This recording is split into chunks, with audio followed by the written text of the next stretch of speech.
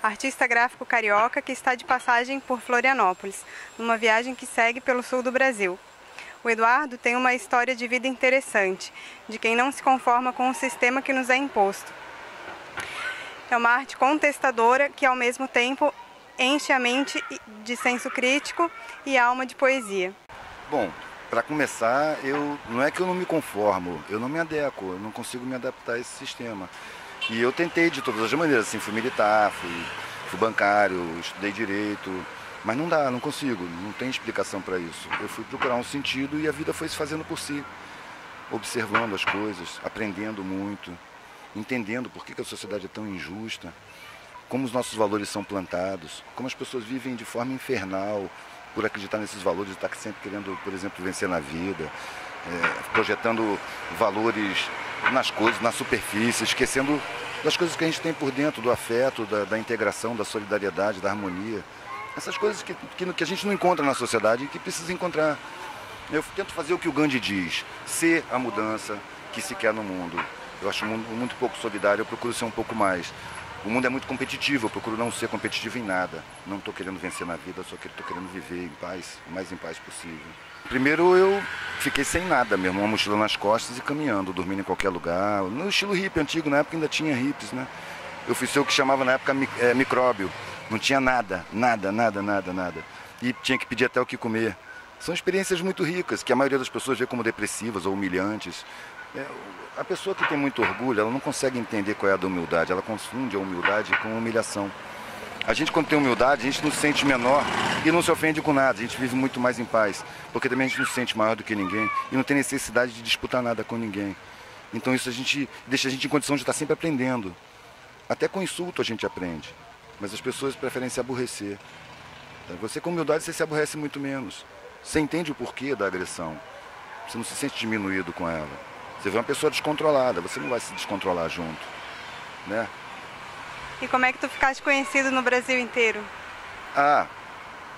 Meu trabalho me levou a dialogar muito com as pessoas. Vendendo artesanato, eu comecei a escrever o que eu pensava, fazer brochinhos gravados em relevo no metal, sabe?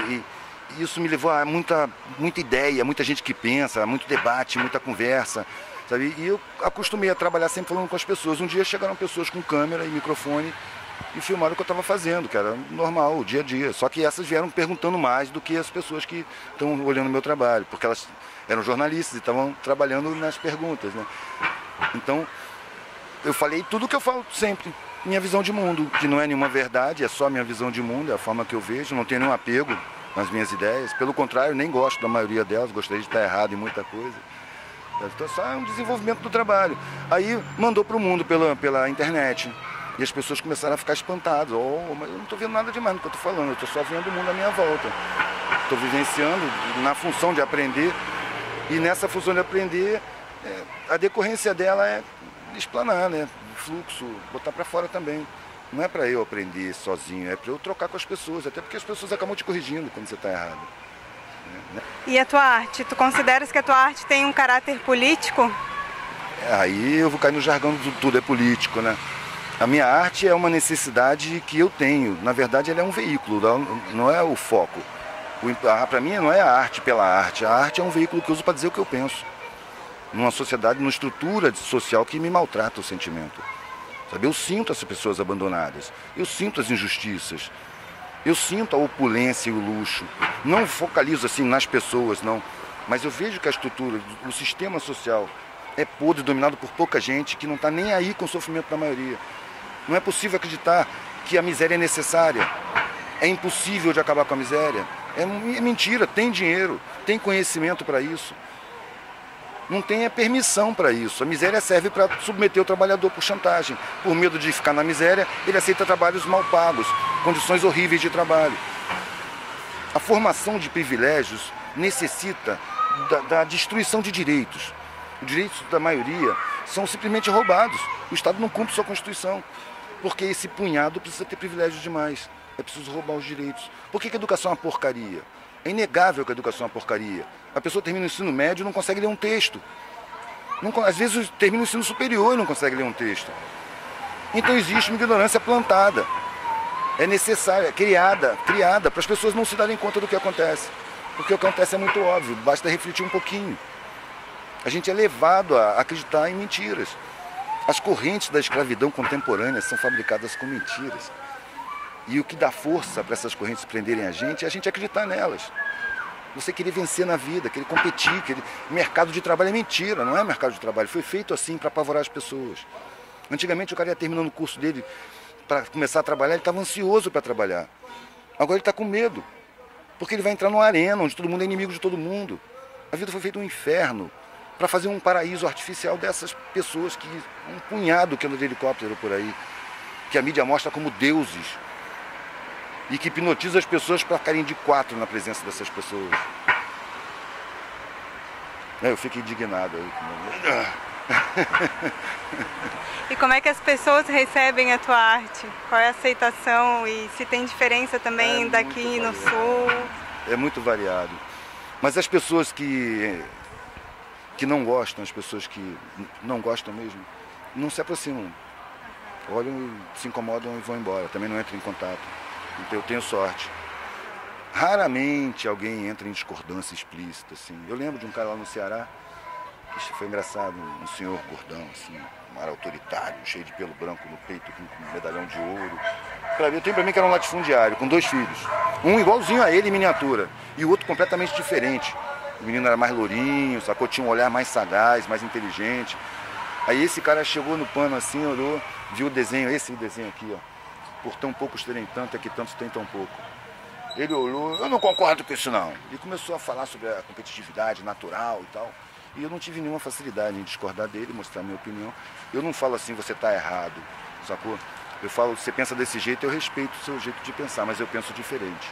Eu penso diferente por isso, por isso, por isso. E nesses por issos é que o erro dele vai aparecer. Não no sentimento dele ser atacado, sacou? Só que nos por isso o cara fica sem reação, sem saber o que fazer. Aí um menino, igualzinho a ele, estatelou e me olhou de olho arregalado. Nunca viu ninguém falar assim com tanta igualdade com o pai dele. Foi o que eu imaginei.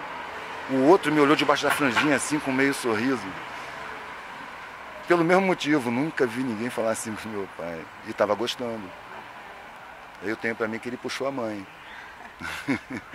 O Eduardo, e tu expõe sempre na rua, assim? Como é que é? Tu pede permissão para alguém para expor? Não, se eu peço permissão, ela é negada. Eu nunca peço permissão, eu vou botando. A não ser que seja dentro de um bar de alguém, entendeu? Ou mesmo na parede de um bar que tá, eu vou lá conversar com o dono. Ó, tô com esses desenhos aqui, dá para colocar. Mas tá fechado, eu vou botando. Se não puder, alguém vai ter que vir me dizer. E eu não saio fácil não, tem que vir pelo menos uns 3. Senão eu fico conversando, não é que eu sou valente, vou peitar, vou insultar, não, vou ficar comentando, o que que tem, eu tô só botando meu desenho, não, tira, calma, vamos conversar, e vai levando, cara. Agora, Quem quiser conhecer melhor o teu trabalho, como é que faz para encontrar, como é que consegue? Se for ao vivo, se for encontrar comigo, com os desenhos mesmo, no papel, eu fico em Santa Teresa, geralmente, quando eu estou no Rio, nos fins de semana, de 2 às 8 da noite, no cinema, no Largo do Guimarães. Agora, na internet tem. Tem o blog, observarabsorver.blogspot.com. Né? Dentro dele tem um linkzinho que é Ver o Trampo. Aí você clica ali e abre um blog só de desenhos, pinturas, aquarelas, algumas esculturas, uns trabalhos, né, que eu juntei nas fotos e botei lá. Depois que tu teve esse rompimento assim na tua vida, que decidiu encarar uma outra realidade e por vontade própria e suas experiências nesse caminhar junto com as pessoas marginalizadas, que tu conviveu com elas, conta um pouco dessa experiência tua ali, de estar na rua, ver uma realidade que te chamava atenção, que te chamava para ir conhecer, e os aprendizados que você teve junto com essas pessoas. A visão que se tem dessas pessoas, cara, é uma visão bem estereotipada. O que eu fui descobrindo é que são pessoas, não são lixo, como a gente vê, que tem sentimentos, personalidades, tem pessoas interessantíssimas, tem pessoas agressivas, tem pessoas que piram. Miséria pira, né, cara? É muito sofrimento o tempo todo. Tem uns que piram, cara. Começa a falar sozinho. Tem outros inteligentíssimos, tem outros que têm uma esperteza inata. Tem os que fazem só roda. Tem os bois que não têm expressão nenhuma, que se sentem mesmo um lixo. Tem os revoltados que guardam a revolta que pode explodir a qualquer momento. Sabe? Tem os que deterioram o caráter, são capazes de qualquer coisa. Tem de tudo, cara. É gente, é ser humano. O que eu aprendi foi que tudo é gente, que ninguém é superior a ninguém. Superior são as condições, cara. Internamente todo mundo é gente, tem sentimento. Eu vi o mendigo morrendo, cara. numa casa abandonada lá no Ceará. E os amigos em volta. E o cara estava sorrindo e o cachorro dele estava na cama com ele, na cama em cima de um papelão. E lambendo a cara dele. E ele estava sorrindo. Sabe? E eu li um pedacinho de um livro que é feito em cima de entrevistas de enfermeiras que trabalham com pacientes em estado terminal, de clínicas particulares, né, para pessoas bem abonadas, e viram morrer pessoas dizendo que o desejo mais forte dessas pessoas seria ter o afeto da família, ter vivido mais afetivamente, de ser mais carinhoso, de dizer que ama, de se sentir amado. Sabe? Nesse momento aparece o valor da vida, né? E a pessoa se sente desperdiçada.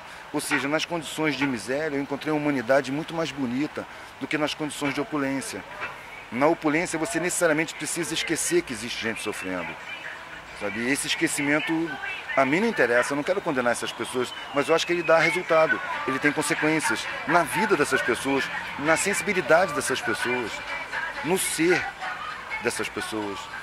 Interfere na qualidade de vida, na qualidade de pessoa, sabe? Por isso eu vi qualidade muito maior lá embaixo. O que é solidariedade? Solidariedade, acho que é sentir o sentimento do outro. É claro que é muito mais fácil você sentir o sentimento do outro quando você passou pela mesma situação. Mas é lindo quando você consegue sentir o sentimento do outro sem ter passado pela situação. Só porque você está vendo nele o sofrimento. As pessoas que mais facilmente, que não me negavam comida, eram quem tinha passado fome. Era difícil negar. Para uma pessoa dessa negar, ela tem que ser muito agressiva. Ela vai negar aos gritos. Porque ela vai estar brigando com ela mesma.